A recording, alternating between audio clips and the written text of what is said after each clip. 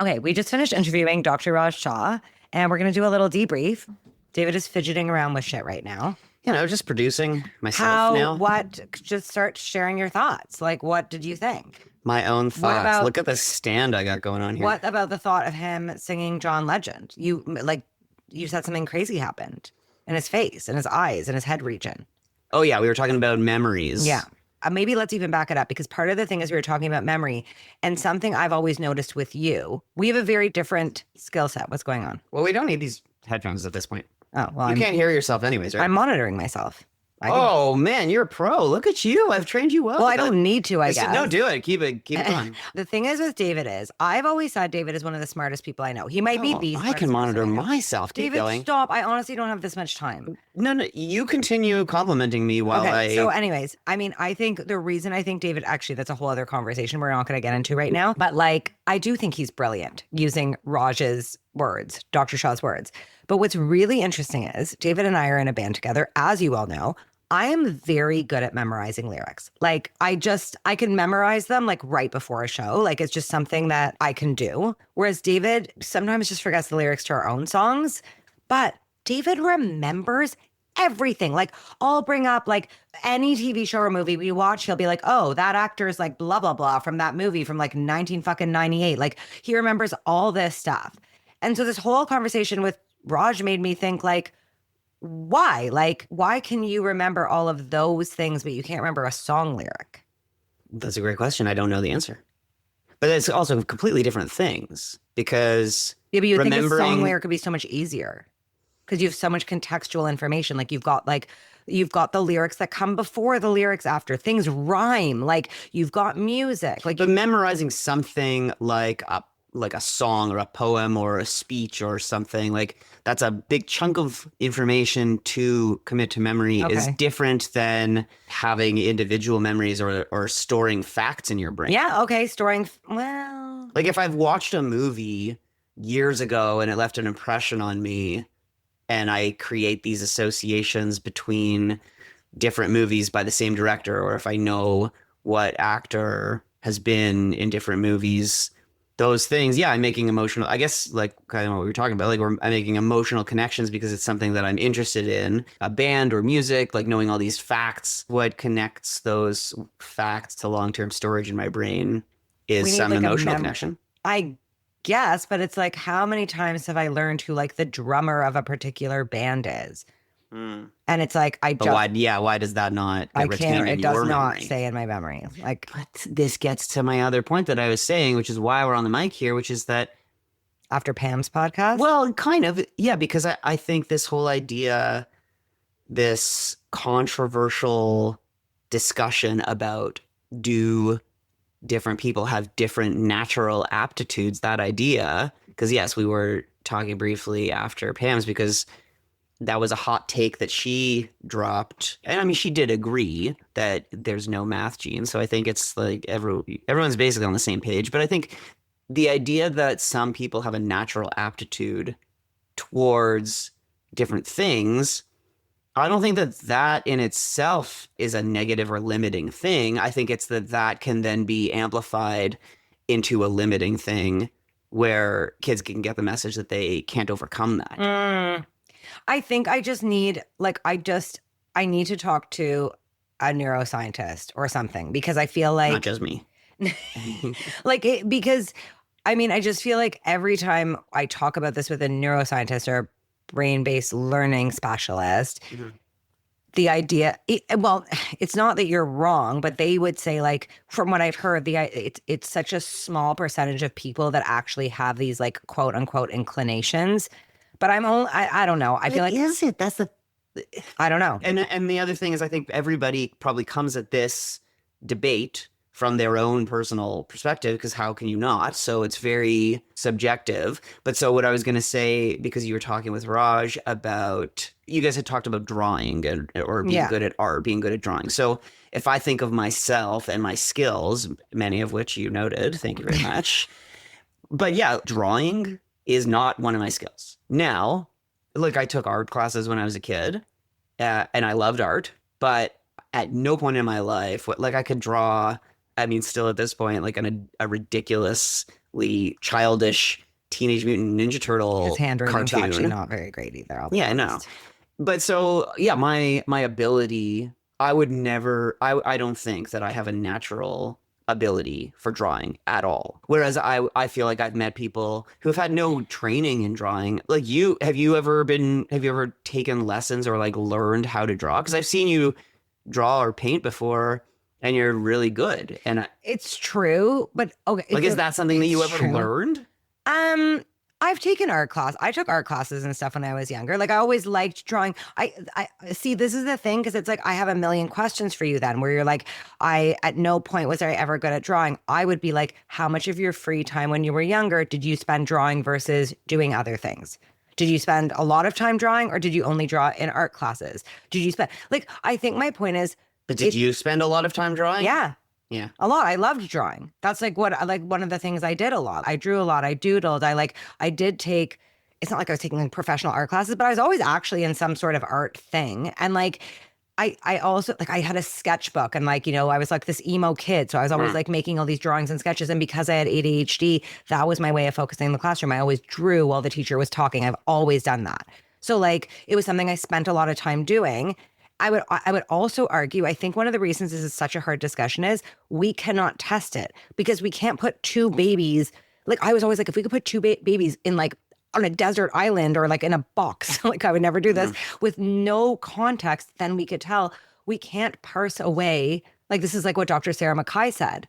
In a way, it's like you can't really remove the way someone is from the experiences and the environments they've had. And you can't just say, well, we both grew up in the same household, because even if you both grew up in the same household, you watched different shows, had different friends, people said different things to you, may have been treated differently kids get treated differently based on a perception of natural inclination. Like a parent will be like, oh, he was counting his toes. I'm going to buy him Lego. Like, oh, she was doing this. I'm going to buy, like, I'm just saying there's so many factors. It's really hard to say, were you born with a natural inclination? How could we test that? Yeah. They've done these studies with twins, by the way. Yeah. They've done these studies with twins who like were raised by completely different people, like this, that, the other thing. And they've turned out but again, you're not saying that. You're saying yes. Well, so what I'm saying is that I wonder about this conversation is once again, just like what you were discussing with Pam, when people debate this stuff, how much of it is really just coming down to semantics, where when I'm saying a kid might have a natural aptitude or a natural inclination, I'm kind of using those words interchangeably, and I'm using them to say, what is it that draws a kid to something? Mm-hmm. And I feel like it's a natural affinity towards something. Like a kid, just like you're saying, you were drawn to drawing. But I can't say that. I can't say that's what. Like, what do you mean I was drawn to? You used that example of drawing and saying, when I was saying that I didn't spend that much time drawing, so that's probably why I'm not a good artist. It could be one reason. Yeah, one. But you're saying by comparison, because I had noted that you are good at it, but weren't like trained. But you were saying you just spent, this is more the 10,000 hours thing. Like you just spent way more time drawing. So I wasn't allowed to watch TV. Oh, well, I spent a lot of time watching But so TV. this is what I mean. It's like, what's a natural inclination there? Is this not, I wasn't allowed to watch TV, so I had a lot more time on my hands. But I've never been drawn to expressing myself through drawing. Whereas, like, maybe it's because I didn't discover that. Maybe if we had both discovered that, oh, you could process your feelings through drawings, maybe if we did that at the same time. Or maybe I saw someone do it and I was really taken by that. Like maybe I literally walked down the street during a fair and saw a caricature artist. Like we're influenced by all these tiny, and maybe that got me interested in it. Yeah, but I feel like both things can be true at once. No, but you're like, saying natural inclination, yeah, which but I implies feel like because nature. And that's why I just don't think it's such a bad thing to say that. But it is. But you and I are different people. Every single person is a unique snowflake and has... Yeah, but the difference is if you're saying someone's born that way or not. If you're not saying that, which it turned out Pam was not saying, then I can get on board. If you're like, yes, we develop different inclinations based on environment and experience, I'm down with you. If you're saying people are just born with different talents and inclinations towards things, I'm just not convinced. And I think it's problematic because then we get into being like, some people are born better at things than others. And then I don't know. But that's a value judgment that then is being placed. And I feel like it is being placed through no fault of your own, but like I feel like that is coming from like a defensive place because you are overall trying to combat traumas and anxieties around math that kids really for sure go through. But I feel like it doesn't have to be like the pendulum swinging all the way to the other end of the extreme, because you hear, I mean, obviously I don't have kids, but like lots of my friends have kids, and like I often hear parents talking about their kids and can say their personality was evident right from when they were a kid. So that's the thing is some things about us, like you can say, I don't know, I think of one family, like two friends of mine who have 4 kids, and all 4 kids are wildly different. Right. And I mean, I don't know their entire kid's life story, but I think where there's 2 of the kids are extremely outgoing. Like one kid is insanely outgoing. Yeah. And just like blah, blah, blah, blah, blah, blah, blah. And then one kid is so shy and introverted. Now, I don't know, maybe there's like reason, I don't know the kids that well, but like maybe there's reasons that they maybe it's in relation to one another. But like through their whole lives, as I've known these kids, like seen them like every year. How old is the introverted one versus the other one? Younger. A few years younger. Okay, so couldn't it be that the outgoing one takes up it has affected the other one? The other one's introverted because they're under the shadow of anything could be. But it's important to be like, is it an environmental thing or is it just the way they were born? That is important. Because when you talk to people this way, because what's going to happen is these parents very well meaningly are going to be like, oh, you were always this introverted, whatever. And people get it in their heads that then they're born this way. It's not that they can't overcome it, but you know what? That's I was born like this. It's going to be harder for me to be extroverted. And I know what you mean, but that's more of like a messaging thing. And that's. Well, and we also don't know if it's true. Yeah.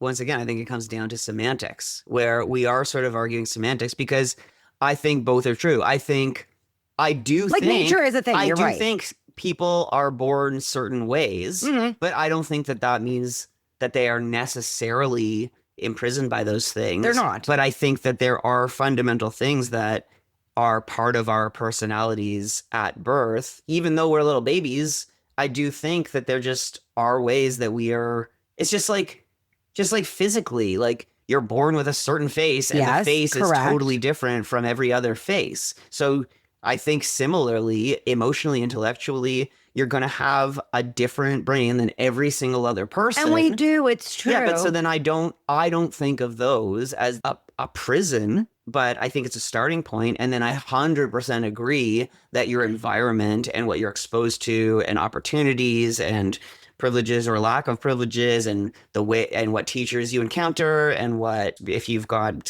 Scrabble or Lego at home or all this or like what you see on media, like for sure you're influenced by all of this stuff. And so that's why of course I agree with your overall message and premise that I see why it is a message that you're fighting against, the idea that kids are born a certain way and popped out of the womb, as you say, being good or not good at math. So I think it is just an interesting, complex, because it can't be proven necessarily exactly. So it's an interesting philosophical discussion, this one, which is it something that's so important to like even dispel or like eliminate this concept that a kid could be born with a natural affinity towards something more so than another kid, when as long as what you're fighting for ultimately, that we're building education systems and supports to teach kids that regardless of how you're born, if you want to be, let's say, quote unquote, good at math, or if you want to like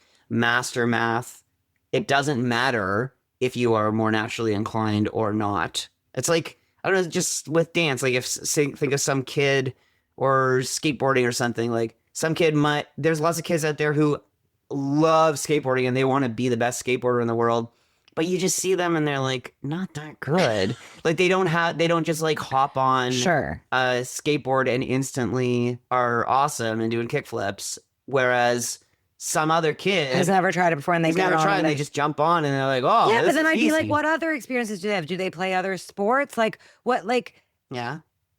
Look, I get what you're saying. And I think maybe at the end of it is because we don't fully know, although I'm going to do a call out for if anyone has some thoughts about this to please send them in.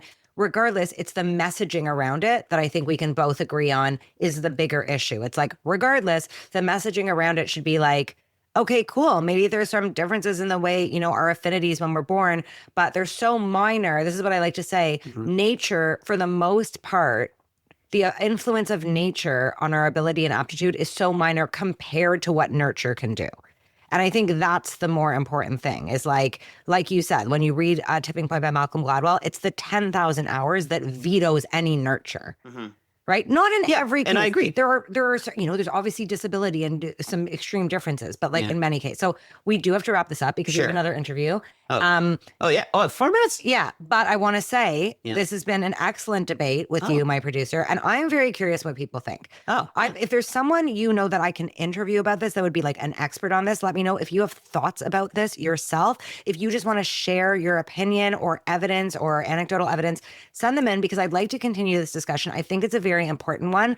And we'd like to hear from you. You can text the podcast by going to the description of this episode at matththerapypodcast.com. That's a lie. Yes, it's not. No, it's not. You can go there. You can text the podcast. You can text the podcast in the description of this episode in your podcast player. Great. Go do that. Oh, any podcast player, it'll be there. Yeah, it's in the like when we say show notes, like it's in the description of the episode. It's in the description of the episode. You can also email me, Vanessa at themathguru.ca with a voice note if you're comfortable with us playing it on a future episode of the podcast. You can DM me on Instagram at themathguru. Let us know what you think. So many ways to get in touch. What do you think of our discussion here? How much of our ability and affinity comes from nature versus nurture? What do you think? Does it even matter? Yeah.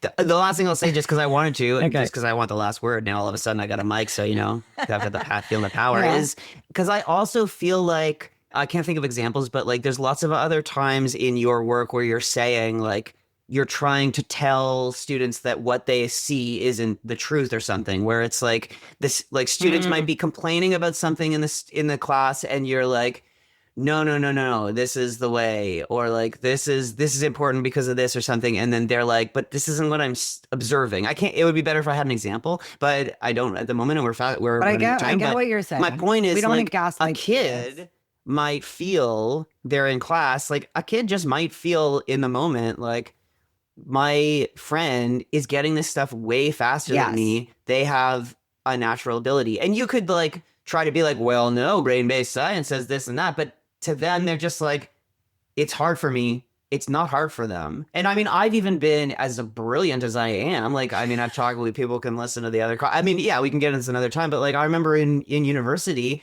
there were times in engineering class, not engineering class, but like in calculus first year, I had no idea what was going on. And another friend of mine just got it so quickly. And to me, I'm like, yeah, I'm a smart guy. But this guy, he just gets it effortlessly.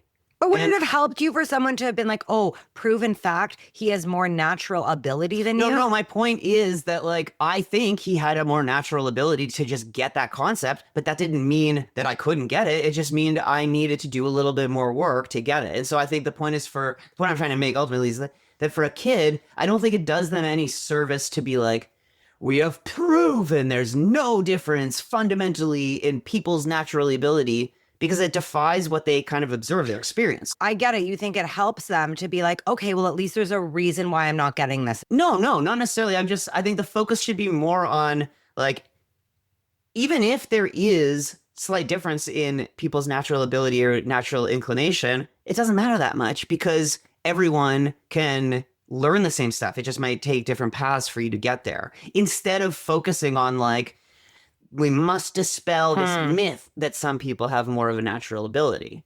I think that's more important and also more in line with like your overall work.